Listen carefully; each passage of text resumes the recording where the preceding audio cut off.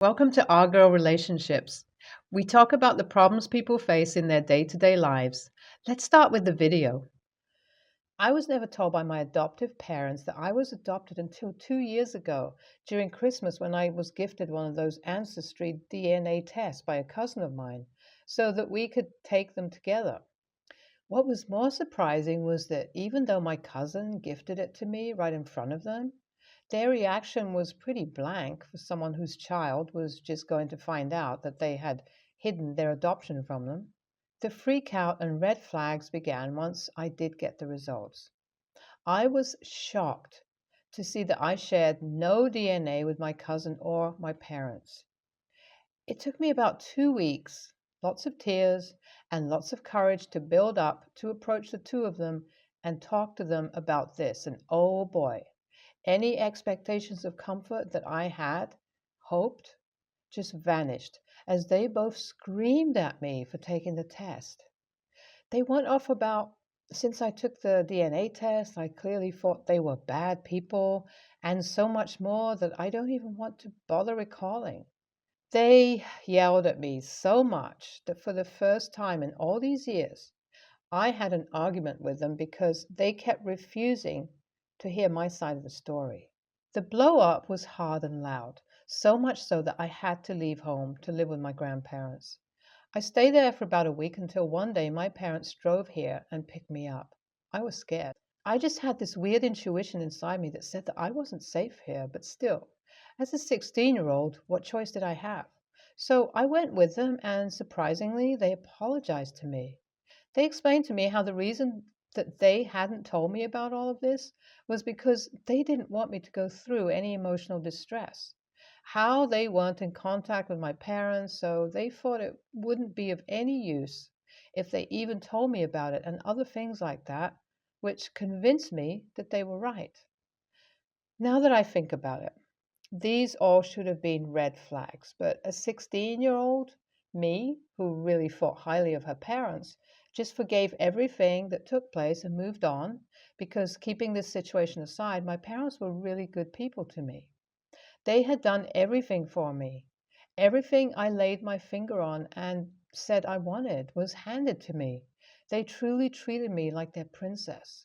So I slowly start to try and forget about the thoughts of wanting to meet my biological parents and know my background because every time I would ask my adoptive parents about them, their response would be pretty much the same, either a no, we don't know anything about them, or if they gave you up for adoption, then they're clearly bad people. So after a couple of months, I had just given up, even though I had started to struggle with my mental health a lot with identity issues and the beginning of my parents' overprotectiveness towards me. I wasn't even given the access to therapy because of my parents' firm belief over the fact that therapy doesn't work. So I started to try to move on from the situation until a couple of weeks back. It's been about 2 years since the whole situation took place, and I had almost gotten over everything. Of course, the thought of everything still dwindled over my mind every once in a while until this happened. You see, I had been cleaning our basement to make space for a small renovation we were going to be doing there.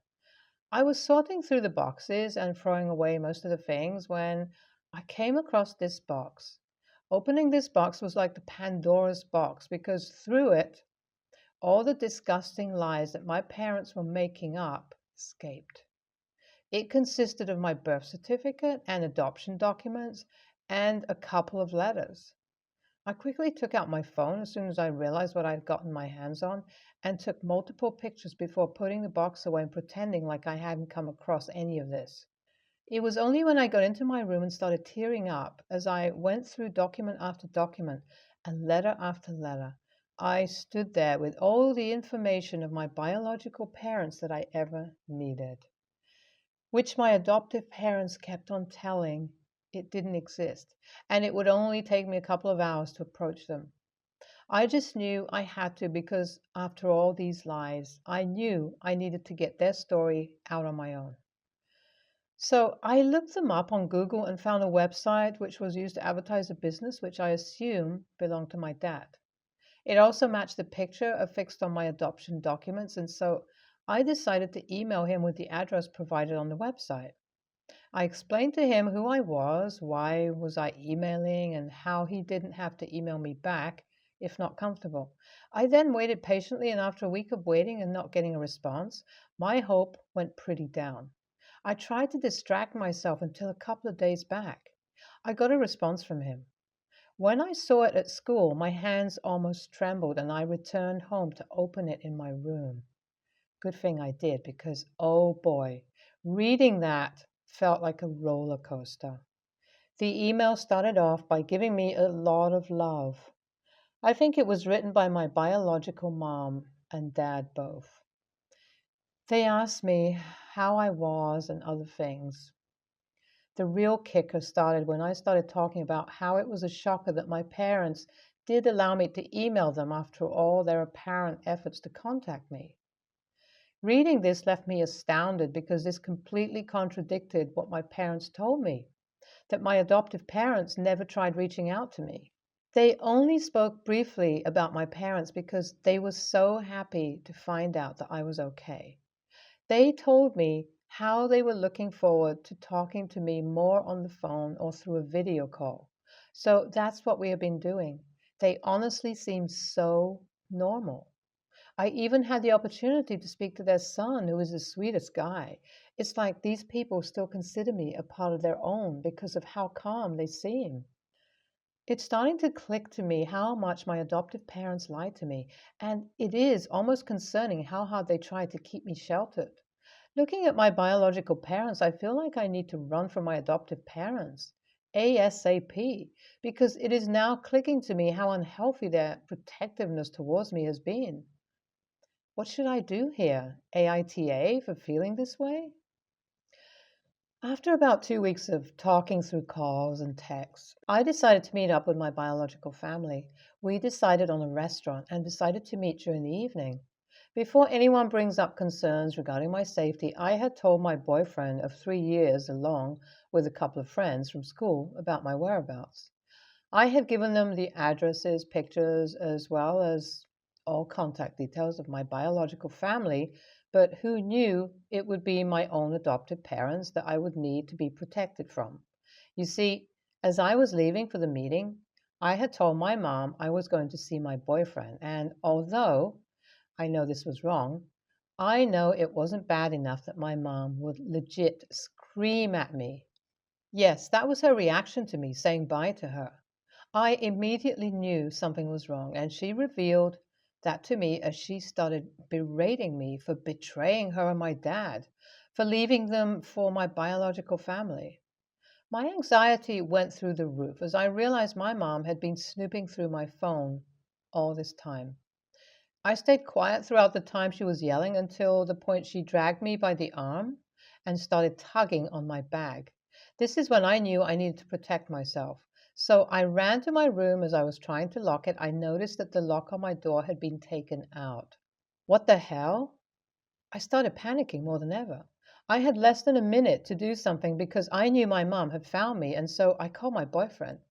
Thankfully, he picked up and I told him to please come home with the cops, and that is exactly what he did. As my mom kept yelling at me, within about 30 minutes, my boyfriend was here with the cops. I knew I had to file a report, and so after showing them the mark on my arm, caused due to the harsh tugging, they decided to take in my report. I packed up my things as they investigated my mom, who didn't even deny what she did, but wept bitter tears as she talked about how she only did this to protect me and how I was just letting them, referring to my biological family, win again. I am freaking out now. I'm currently at my boyfriend's place typing this. My phone has been blowing up with messages from my relatives telling me how horrible of a daughter I am for replacing my parents. I am utterly confused because that was never my intention. As for my biological family, I informed them of the situation. We have shifted the meet up date for a couple of days after. One thing that did make me feel weird is when I told my biological dad about what my mom did, he had a reaction that said, "This isn't the first time she did something like this." So, this meeting is becoming increasingly important to me because I feel like I will soon be receiving answers to a lot of unanswered questions. I posted on this subreddit 3 months ago. I was at a very difficult place and honestly still am, but at least I have gotten the opportunity to be able to work through it with therapy and familial love and support instead of having to label over possessiveness and being sheltered as love. So, a couple of days after I had moved in with my boyfriend, I decided to meet up with my biological parents. Meeting them felt surreal, felt like a dream that would never come true. Saying that they were far from what my adoptive parents had described them to me as would be an understatement. They were the sweetest, kindest people. They literally started off by apologizing to me, telling me that they never wanted to leave me by my adoptive parents. Then they gave me the backstory, the events that led up to them having to give me up for adoption, and by the time it all ended, I had started to cry like a baby. My adoptive mom and biological mom are actually cousins. My adoptive parents are much older than my parents, so when my parents gave birth to me at a ripe age of 18, they didn't have the resources to take care of me, but they knew they wanted to be parents and had started to work minimum wage jobs and such. During this time, my mom's cousin and her husband, my adoptive parents, also started helping them financially. My parents only saw this as the help she was giving her out of love, not knowing their malicious intentions behind it, even after how much my adoptive mom would cry over not being able to conceive kids to my mom. Well, this goes on for about a year until my biological dad gets into a car accident that causes him to get into an indefinite coma.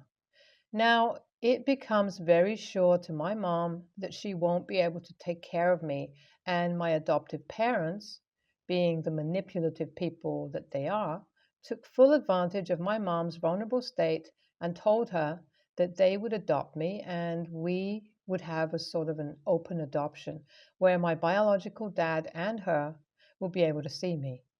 Well, this never happens. As soon as they adopted me, they completely cut off my parents, and my mom's side of the family also sides with my adoptive parents because they were rich and financially stable. My mom, who literally had no money to take care of herself, let alone hire a lawyer, just decided to try her best to move on from the situation, hoping that someday I will reach out to them. Even after my dad had gotten out of his coma, it took him about 2 years to be able to walk normally. And by the time he completed his college and started earning good money, it had been about 7 years. There was no way the court would ever grant them any custody.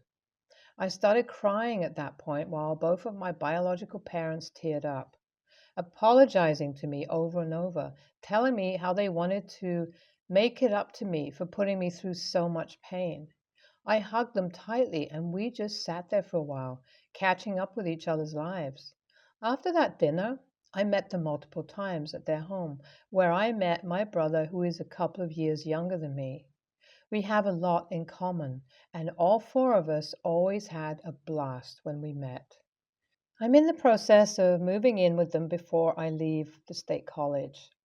As for my adoptive parents, they have tried relentlessly to meet me, showing up at my boyfriend's place, my biological parents, my school, and everywhere. They had also tried to file a report to the cops for kidnapping, and after it was proven that I was 18 and had moved out of my house with my own will, I got the chance to get a restraining order against them. Although it hurt to file one, I knew I had to. So this is where I'm at currently. These 6 months have really turned my life upside down. I have lost countless of my relatives, but the fact that I have met my people means the most to me. Thank you all for your advice. NTA, your biological and adoptive parents both seem suspicious. Why are they trying so hard to protect you from your biological family? Why are they spreading so many lies towards them? I would suggest you tread carefully with both. NTA. I would become extremely suspicious if my parents lied to me about things like these, regardless of how good of people they are. I would also inform a couple of close friends of this situation if they're becoming so possessive. just in case. I'm a 46-year-old female, live on a farm with my husband and two kids. My brother, Dwayne, 38, has a daughter we'll call Emma, 15. My brother and his wife have always been very quick to compliment me on the behavior of my children. Angela, my sister-in-law, confides in me about Emma's troubles. Emma is very reckless, shoplifts, drinks, has an older boyfriend, and gets into fights at school. She's also constantly suspended in and out of school. Over the summer, Emma had a run in with the law, and they were told that if she didn't straighten up her act, that she would end up in prison. They were suggested and tried therapy, but Emma would never participate. Dwayne asked me if I would take Emma and teach her some responsibility. The arrangement was that I would take Emma for the final month of summer, enroll her in school here, and keep her for the first semester. If all went well, Emma was welcome to stay with us. Otherwise, other options would be explored, those of which are unknown to me. Emma did not do well all through July. Her boyfriend drove over to visit her, to my dismay. I tried to make him leave, but it caused some backlash, so I figured I would set visitation, then wean her time from him more and more. Then I caught her smoking one of those electronic cigarettes twice. She would never do any of the work asked, would talk back, steal food, break things, and would be rude to my children. All of that could be dealt with. I knew that once school came around, she needed to be more disciplined. So one morning we got into an argument because I told her I was chaining up the fridge and that she better act right or else she will be forced to scavenge for her food around the farm and cook it herself. If she doesn't want to contribute, she gets nothing the household has worked for. She was livid, throwing stuff, stomping her feet, making rude gestures. My son and I left to go tend to the animals, morning duties, and told her that she better catch up to get some chicken tonight or start preparing to pick some vegetables for herself. After an hour of work, I sent my son back home to get me a change of pants due to a fall. He came back asking me if Dad had taken my car. We quickly realized Emma had stolen my car. Not only that, but she did not have a license, only a permit. I did what any reasonable person would do in this situation and call the police. They found her 2 hours later and arrested her, saying she was to be charged with misdemeanor for driving without a license and, I believe, joyriding. My brother and his wife are furious with me. They told me she steals our cars all the time and always brings them back, which would have been good information for me to know beforehand. My family is siding with them that calling the police when knowing she would be arrested was an a-hole move. Just to tack this on so I don't have to reiterate this to everyone who comments about the fridge bit, that was more or less an empty threat. If it came to it, though, I can't say I would have totally ruled that out as crossing the line. Also, about stealing food. Part of what I do is I bake and sell what I make at a farmer's market nearby. She would take cakes, pies, and other pastries I would make and eat them herself. I would make some little versions for the kids, but she would take the whole portion meant for sale and eat it herself and throw out the extra. She would throw away 3/4 of a cake. Please note, we live on a vegetable farm. She has access to vegetables and fruit. When I say scavenge, I mean go outside and pick something to eat and cook. I'm not denying her food. NTA. There needs to be an end to this absurdity. She won't get it until she faces consequences outside of the home. To begin with, this scenario seemed bleak. Your acceptance of the agreement surprises me. NTA, she stole your car. She assaulted your son. I don't know how I feel about chaining up the fridge. That seems borderline abusive, but as for everything else, I'm on your side. Lock her up. She was eating food meant for resale? She was interfering with your money? Throw her into a juvie and get rid of the key. You do not mess with somebody's bag like that. NTA at all. She steals our cars all the time and always brings them back. Well, now we know where she learned all this from. If they expected you, her aunt, to just brush off her stealing your car, imagine what they let her get away with.